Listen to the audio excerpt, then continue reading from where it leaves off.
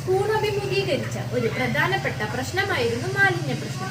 കുട്ടികൾക്കിത് ശാസ്ത്രീയമായി എങ്ങനെയാണ് കൈകാര്യം ചെയ്യേണ്ടതെന്ന് ഒരു ഐഡിയ ഉണ്ടായിരുന്നില്ല.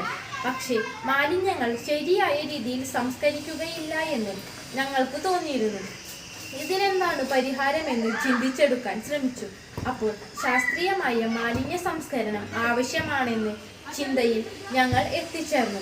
അതിനുശേഷം ഇതിനെക്കുറിച്ച് പഠിക്കാൻ തീരുമാനിച്ചു. പലവിധ പരിശീലനങ്ങളും ഓൺലൈനും അറിയാവുന്നവരോടും ചോദിച്ചു. അങ്ങനെ ഞങ്ങൾ മാലിന്യ സംസ്കരണം ശാസ്ത്രീയമായി എങ്ങനെ ചെയ്യാമെന്ന ധാരണയിലെത്തി. ലോക്കൽ അതോറിറ്റീസുമായി ബന്ധപ്പെട്ട് ഞങ്ങൾക്ക് പലവിധ വിവരങ്ങളും ലഭിച്ചു.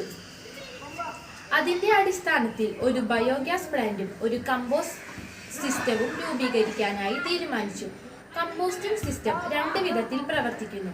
കമ്പോസ്റ്റ് സെപ്പറേറ്റ് വളമാക്കി മാറ്റാനും അതുകൂടാതെ